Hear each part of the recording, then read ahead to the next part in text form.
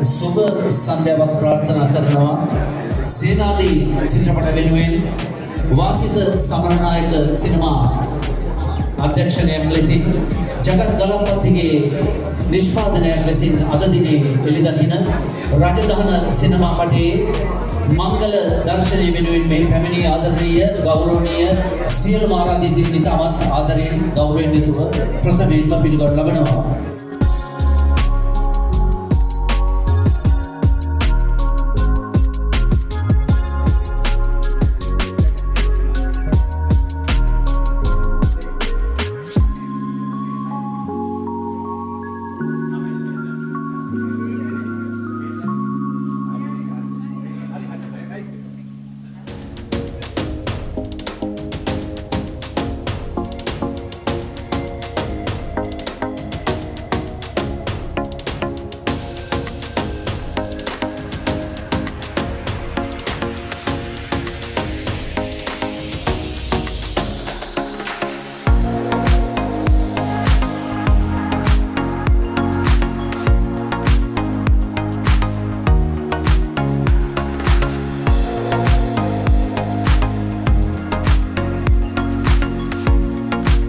අයිබෝවන් සුබ සන්ධ්‍යාවක් නැවතවතාවක් ප්‍රාර්ථනා කරනවා පැමිණ සිටින ගෞරවනීය ආරාධිතින් ඔබ සියලු දෙනා නැවතවතාවක් සේනාදී ෆිල්ම්ස් වෙනුවෙන් වාසිත සමරනායක සමග ජගත් ගලප්පති වෙනුවෙන් අප විසින් පිළිගනු ලබනවා.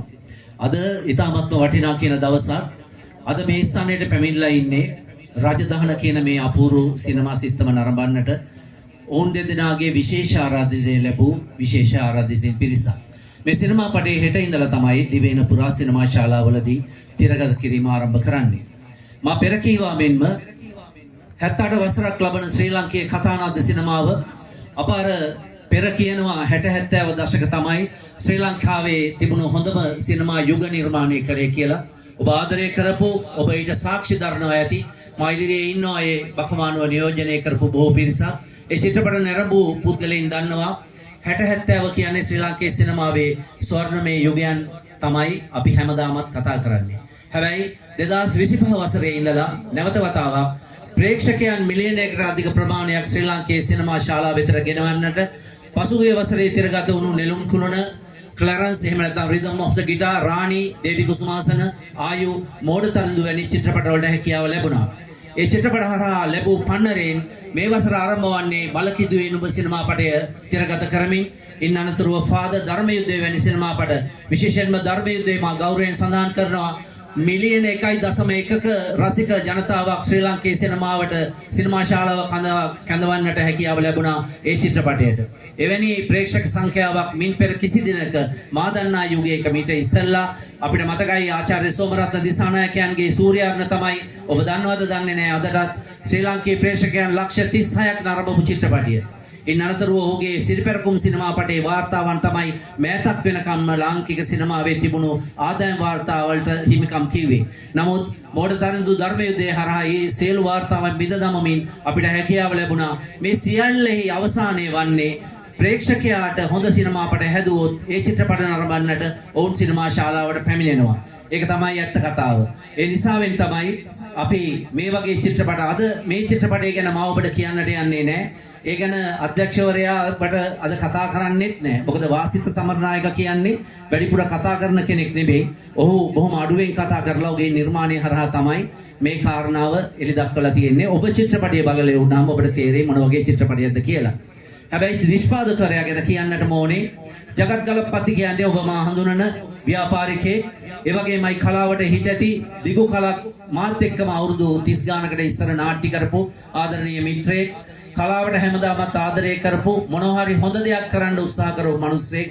ඒ නිසා වෙන්නම තමයි ඔහු රංගන ශිල්පියෙක් විදිහට තමයි වැඩිමනක් වැඩ කරලා තියෙන්නේ. ඊට අමතරව නිෂ්පාදකයෙක් විදිහට මීට අමතරව තව චිත්‍රපට ගණනාවක් කරලා තියෙනවා. මම හිතනවා ජගතුයි වාසිත එකතු වෙලා හදපු වැඩේ මේ වර්තමාන පරම්පරාවට බලන්න වටින චිත්‍රපටයක් වෙයි කියලා. ඒ වෙනුවෙන් අද දවසේදී අපගේ විශේෂ ආරාධනය ලැබ මෙහි පැමිණ සිටින ගෞරවනීය ආරාධිතයම ඔබට හැමදාමත් ගරු කරනවා. මේ රටේ ව්‍යවසායකයන් අපි කියන ව්‍යාපාරිකයන් ඕන තරම් ඉඳලා තියෙනවා. හැබැයි පුංචි මිනිහාගේ ඉඳලා ලොකු තැනකට මිනිස්සුත් එක්ක එකතු කරගෙන ලොකු ගමනක් ගිය මිනිස්සෙක් තමයි ඩඩ්ලි සිරිසේන කියලා කියන්නේ.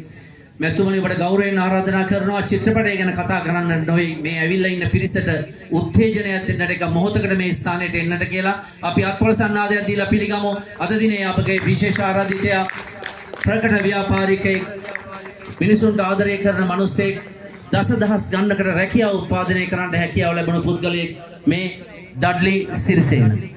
ශරණංගම අවසරයි. අද දවසේ රජදහන චිත්‍රපටය තිරගත කිරීම නිමිත්තෙන් මේ පැවැත්වෙන උත්සවයට විශේෂයෙන්ම සහභාගී වෙන ඒ කලා ශිල්පීනුත් ආරාධිතයනුත් විශේෂයෙන්ම මේ නිර්මාණය කිරීමට නිෂ්පාදක වශයෙන් ඉදිරිපත් වුණ මා හිතවත් ගලප්පත් මැතිතුමාත් අධ්‍යක්ෂ වශයෙන් ඉදිරිපත් වුණ මා හිතවත් වාසිත මැතිතුමාත් බලාගේ මේ උත්සාහය සමාජය වෙනුවෙන් කරන කැපකිරීමක ප්‍රතිඵලයක් විදිහට මේක සමාජගත වේවයි කියලා මම පළමුවෙන්ම ප්‍රාර්ථනා කරනවා. ඒ වගේම ව්‍යාපාරිකයෙක් වශයෙන් ගලප්පත් මැතිතුමා අපි බොහොම පරණ මිත්‍රයෝ බොහොම හිතවත්කම් තිබ්බ මිනිස්සු අද අපි විවිධ ක්ෂේත්‍ර වලට ගිහිල්ලා විවිධ අංශයන් තුළ මේ රට තුළ ව්‍යාපාර කටයුතු කරත් ඔබ මේ කලාව වෙනුවෙන් කරපු මේ වටිනා මෙහෙවට විශේෂයෙන්ම ස්තුති කරන්න මම මේක අවස්ථාවක් කරගන්නවා. සෙල්ලන්ටම ස්තුතියි. ජය වේවා. බොහොමත්ම ස්තුතියි මැතිතුමනි ඔබගේ වදන් අපට ඉතාමත්ම ශක්තියක්. මා ඉතා ඉක්මනින් ඔබේ කාලයෙන් තව විනාඩි 2ක කාලයක් සොරා ගන්නවා. මේ චිත්‍රපටයේ අති විශිෂ්ට ගීත දෙකක් අඩංගු වෙනවා. එක් ගීතයක් ගායනා කරන්නේ අප ඉතාමත් බැලුම් කරන හඬකට හිමිකම් කියන අමරසිරි පීරිස් නම් වූ අපූර්ව ප්‍රවීණ ගායන වේදියා. ඒ වගේමයි එඩ්වඩ් ජයකොඩි මැතිතුමනි ඔබතුමාගේ කන්කලු වඳුර ස්වරයෙන් ගායන තව ගීතයක් තියෙනවා. ඊට අමතරව මේ සංගීතයත් ඔබතුමාගේමයි. මම මේ සියලු කටයුතු ඔබට කියන්නේ මම මේ චිත්‍රපටයේ වරක් දෙවරක් නර්මා තිබෙන නිසාවෙන් මම දන්නවා මෙහි තියෙන ඒ තත්වයේ කෙබඳුද කියලා. එහෙමනම් අපි ජගත් ගලප්පති ඔබට ආරාධනා කරනවා චිත්‍රපටයේ නිෂ්පාදකවරයා. ඒ වගේමයි අපි අත්පොළ සන්දානදී පිළිගනිමු මේ සිනමාවට වසර 30කට වැඩි කාලයක් ඉඳමින් ඔබේ ගමේ ඔබේ ප්‍රදේශයේ නියෝජනය කරන චිත්‍රපටයේ නිෂ්පාදක ජගත් ගලප්පති.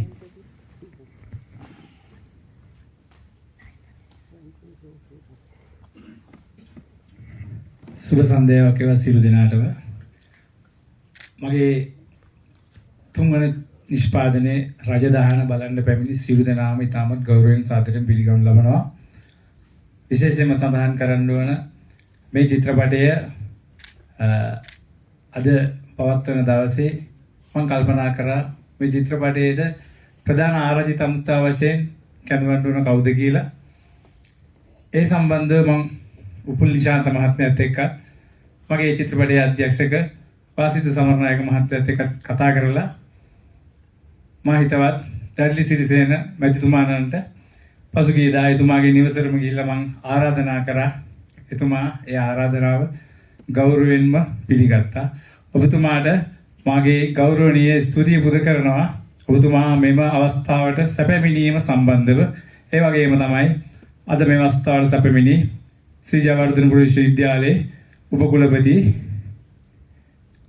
මා හිතවත් එම්.එම්. පද්මලාල් මැතිතුමා ඔබතුමාවත් ගෞරවයෙන් සාදරයෙන් පිළිගනු ලබනවා. ඒකම ඩොලර් කෝපරේෂන් අධිපති සෙන්දි නන්දරන් මහතාවත් තමත් ගෞරවයෙන් සාදරයෙන් පිළිගනු ලබනවා. ඊට අමතරව මෙම අවස්ථාවට සැපැමිණි සියලුම ශිල්පීන් චිත්‍රපටයේ වාසිත සමරනායකතු සියලු දෙනාත් මේ චිත්‍රපටයේ දායක වෙච්ච නන්නයිරුන් දායක වෙච්ච සියලුම දෙනාත් අද දින ආරාධනය පිළි අරගෙන මේ අවස්ථාවට පැමිණි සියලු දෙනාමත් මාධ්‍ය ආයතන නියෝජනය කරමින් පැමිණි සියලු කලාකරුවන්ව ඉතාමත් ගෞරවයෙන් සාදරයෙන් පිළිගනු ලබනවා. විශේෂයෙන්ම සඳහන් කරන්න ඕන මේ චිත්‍රපටය අපි හැමදාටම කාලීන මාතෘකාවක් තමයි පාදක කරගත්තේ. පියෙක් සහ පුතෙක් අතර තියෙන සහ සම්බන්ධතාවයක්. පියෙක් අපි දන්නවා මවක් කියන්නේ ගෙදර බුදුන් අම්මා කියලා තමයි අපි කියන්නේ. හැබැයි පියෙක් කියන්නේ නිහඬ සේවයක් කරන තිරේ පිටුපස්සේ ඉන්න ඒ දැවැන්තයෙක්. ඉතින් මේ දැවැන්තයා සම්බන්ධව තමයි මේ චිත්‍රපටයෙන් කියන්නේ. හසරක් නැති කතරක රජදහනක් තනන්ට වෙරදරන උත්තමාන්විත පීතෘත්තේ සංවේදී අඩහැරේ රජදහන නරඹන්න සිල්තනටම ආරාධනා කරනවා. ස්තුතියි.